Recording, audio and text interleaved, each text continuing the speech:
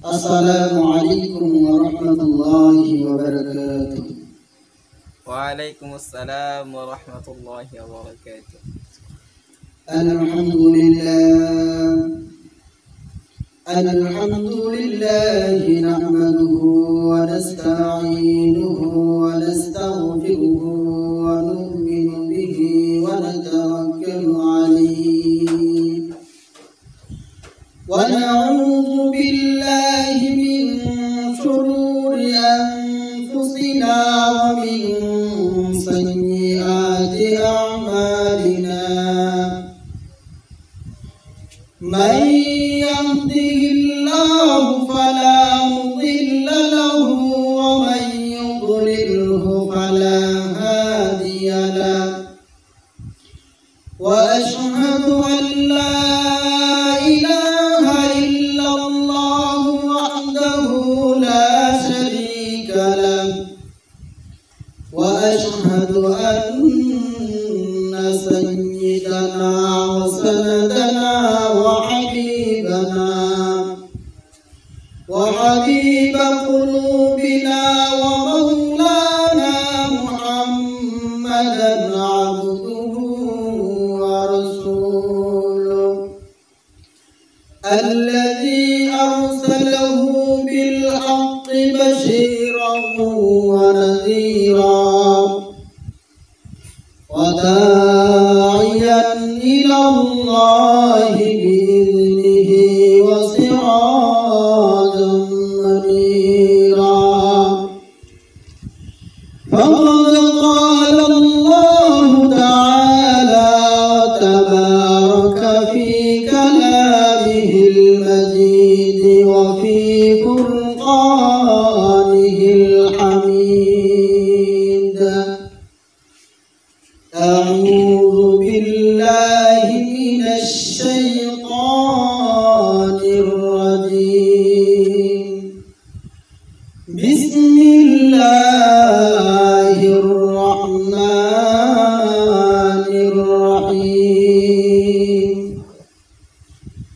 كل نفس بما كسبت رهينة إلا أصحاب اليمين في جنات يتساءلون عن المجرمين. ما سلككم في سقر؟ قالوا لم نك من المصلين ولم نك نطعم المسكين وكنا نخوض مع الخائضين حتى أتانا اليقين فما تنفعهم الشفاعة الشافعين. صدق الله العظيم وصدق رسوله النبي الكريم ونحن على ذلك من الشاهدين والشاكرين والحمد لله رب العالمين. আলহামদুলিল্লাহ, আল্লাহ পাকের দরবারে লাখ কোটি শুকরিয়া যে মহান রব্বুল আলামিন আমাদেরকে বিভিন্ন ফিতনা ফাসাদ থেকে হেফাজত করিয়া বিভিন্ন প্রকারের কাজকাম থেকে ফারেক করিয়া দ্বীনি এক মজলিস বরকতি এক মজলিস আমাদেরকে বসার তৌফিক দান করেছেন। সেজন্য একবার শুকরিয়া আদান করি আলহামদুলিল্লাহ। আলহামদুলিল্লাহ। তো আজকে আমি আলোচনার যে বিষয়বস্তু ঠিক করেছি তা জাহান্নামীদের সম্পর্কে। আল্লাহ তাআলা কোরআন কারীমের মধ্যে এই সূরা আল-কাহফের মধ্যে এই আয়াতগুলোর মধ্যে আল্লাহ তাআলা জাহান্নামীদের এই আলোচনা করে আছেন। জাহান্নামীরা জাহান্নামের মধ্যে যাইয়া তারা নিজেরাই বর্ণনা করবে যে আমরা কেন জাহান্নামে এসেছি। তো এই আলোচনাটাই আল্লাহ তাআলা কোরআনে কারীমের মধ্যে তুলে দিয়েছে। আজকে যদি আমরা এই আলোচনাটা মনোযোগ দিয়ে শুনি, দিলের কানে, এই অন্তরের কানে শুনি, তাহলে হতে পারে এই আলোচনাটাই আমাদের নাজাতের উসিলা হয়ে যাবে। কারণ হলো আল্লাহ তাআলা জাহান্নামীরা জাহান্নামে যাইয়া যে সমস্ত কারণগুলো বর্ণনা করবে, যে কাজের জন্য তারা জাহান্নামে যাইবে, সে কাজগুলো থেকে যদি আমরা বেঁচে থাকতে পারি তবেই আমরা জান্নাতি হয়ে যেতে পারব। তো আল্লাহ তাআলা এই আয়াতের কারিমের মধ্যে প্রথমেই বলতেছেন, কুল্লু নাফসিন বিমা কাসাবাত রহিনা। প্রত্যেকটা প্রাণী মৃত্যুর স্বাদ আস্বাদন করবে। প্রত্যেকটা প্রাণী, যেগুলো প্রাণী দুনিয়াতে জীবনে জন্মগ্রহণ করেছে, প্রত্যেকটা প্রাণীকেই মৃত্যুর স্বাদ গ্রহণ করতে হবে। ইল্লা আসহাবাল ইয়ামিন, কিন্তু যারা ডানপন্থী হবে, যারা ডান পাশে থাকবে, তাদেরটা ভিন্ন রকম হইবে।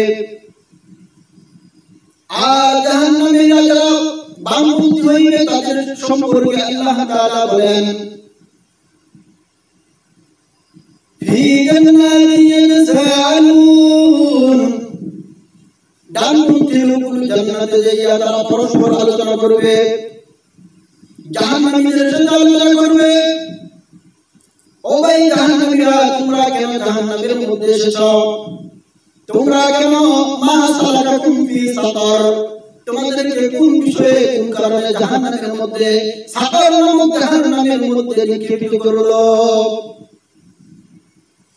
ওই সময় তারা বলবে যে আমরা 4টা কাজ এমন করেছি, 4টা বদগুণ আমাদের মধ্যে এমন ছিল, যার কারণে আজকে আমরা জাহান্নামের মধ্যে নিক্ষেপিত হয়েছি। তারা 4টা গুণ বর্ণনা করবে যে আমরা এই সমস্ত গুণগুলোর জন্য জাহান্নামে এসেছি। ফি জান্নাতিন ইয়াতসাআলুন আনিল মুজরিমিন, মুজরিমরা স্বীকারোক্তি দিতে থাকবে যে আমরা এই কাজগুলোর কারণে অপরাধী হয়েছি। তার মধ্যে তারা প্রথমেই বলবে, লাম নাকু মিনাল মুসাল্লিন, আমরা দুনিয়ায় অবস্থায় কখনোই নামাজ পড়তাম না, কিন্তু যারা নামাজ পড়তো তাদের সঙ্গেও আমরা ছিলাম না, তাদেরকে দেখে আমরা হত্যা করিতাম, ঠাট্টা করিতাম, বিদ্রোহ করিতাম, কিন্তু কখনোই আমরা নামাজ আদায় করতাম না। লাম নাকু মিনাল মুসাল্লিন, আমরা নামাজীদের অন্তর্ভুক্ত ছিলাম না, এজন্য আজকে আমরা জাহান্নামে এসেছি। তারা দ্বিতীয় গুণ বর্ণনা করবে, আমরা দ্বিতীয় যে কারণে জাহান্নামে এসেছি, ওয়ালাম নাকুন তুআইমুল মিসকিন, আমাদের মাঝে, আমাদের মহল্লায়, আমাদের গ্রামে যে সমস্ত গরিব লোকজন থাকতো, তাদেরকে আমরা কখনোই খাদ্য খাওয়াইতাম না। লাম নাকুন মিনাল মুসাল্লিন, আমরা মুসল্লি ছিলাম না, 1 নাম্বার দোষ ছিল আমাদের। 2 নাম্বার হলো লাম নাকুন তুআইমুল মিসকিন, আমরা মিসকিনদেরকে, অভাবীদেরকে কখনোই খানা খাওয়াইতাম না। তারা যখন 3 নাম্বার গুণ বর্ণনা করবে, তারা 3 নাম্বার গুণ বর্ণনা করতে যাইয়া বলবে, লাম নাকু মিনাল মুসাল্লিন ওয়া লাম নাকু নু'মিনুল মিসকিন ওয়া কুননা নাখুদু মা'আল খাইদিন, আমরা সমালোচনাকারীদের সাথে সমালোচনায় লিপ্ত থাকতাম। যেখানে একটা মানুষের সমালোচনা হচ্ছে, যেখানে একটা মানুষ মানুষের গীবত করছে, যেখানে একটা একজন আরেকজনের নিন্দা করছে, তাদের সাথে যাইয়া, তাদের সঙ্গে হইয়া যাইতাম, তাদের সাথে যোগ দিতাম, তাদের কথার সাথে আমরা একমত হয়ে যেতাম, তাদের কথাকে আমরা বাহবা জানিতাম। তাসবিহের মধ্যে যাইয়া, রাস্তার মোড়ে বসিয়া বিভিন্নভাবে আমরা মানুষের সমালোচনা করতাম, মানুষদেরকে কষ্ট দিতাম। এজন্য আমরা আজকে জাহান্নামের মধ্যে আসি, তারা 4 নম্বর গুণ বর্ণনা করতে গিয়ে বলবে অকুন্না নুকাযযিবু বিয়াউমিদ্দিন। আজকের যে পরকালের দিন, আজকের যে হাসরের ময়দান, এই হাসরের ময়দান সম্পর্কে আমরা গাফিল ছিলাম, এটাকে আমরা অস্বীকার করতাম। হাসর বলতে কিছুই হবে না এমনটা আমরা ধারণা করতাম। এজন্য আজকে আমরা জাহান্নামের মধ্যে চলে আসছি। আর এই গুণগুলো আমাদের মধ্যে বিদ্যমান থাকা অবস্থায় হাত্তা আতানাল ইয়াকিন, আমাদের কাছে মৃত্যু চলে আসলো। আমরা এই বদগুণগুলো থাকা অবস্থায়, এই বদগুণগুলোর উপর আমরা অটল থাকা অবস্থায় আমাদের কাছে মৃত্যু চলে আসলো। হাত্তা আতানাল ইয়াকিন। এরপর আল্লাহ তাআলার পক্ষ থেকে ঘোষণা দেওয়া হবে ফামা তানফাউহুমুশ শাফাআতুশ শাফিঈন। এই গুণগুলোর উপর বিদ্যমান থাকিয়া যারা তওবা না করিয়া যারা মারা যাইবে, আজকে তাদেরকে মাফ করা হবে না, তাদের ব্যাপারে কোনো রকমের সুপারিশ কাজে আসবে না। আমরা যে দুনিয়ার উপরে থাকিয়া শুনি হাদিস সাহেব সুপারিশ করবেন, ওলি আল্লাহ সুপারিশ করবেন, শহীদ সুপারিশ করবেন, নবী রাসূল সুপারিশ করবেন, বিভিন্ন প্রকার সুপারিশ হইবে। কিন্তু এদের ব্যাপারে আল্লাহ তাআলা জানিয়ে দিয়েছেন যারা নামাজ পড়বে না, মিসকিনদেরকে খাওয়া খাইবে না, এবং যারা সমালোচনাকারীদের সঙ্গী হইবে, সমালোচনায় লিপ্ত থাকবে, আর পরকালকে বিশ্বাস করবে না, এই সমস্ত গুণ বিদ্যমান থাকা অবস্থায় যারা নাকি মৃত্যুবরণ করবে, তওবা করার সুযোগ পাইবে না, তাদের জন্য কাল কিয়ামতের ময়দানে ফামা তানফাউহুমুশ শাফাআতুশ শাফিঈন, তাদের জন্য কোনো সুপারিশকারী থাকবে না, কোনো নবীর সুপারিশ তাদের জন্য গ্রহণযোগ্য হইবে না, তাদের জন্য কোনো আল্লাহওয়ালা মানুষের সুপারিশ গ্রহণযোগ্য হইবে না, কোন আলেমের সুপারিশ গ্রহণযোগ্য হইবে না, কোন হাদিসের সুপারিশ গ্রহণযোগ্য হইবে না।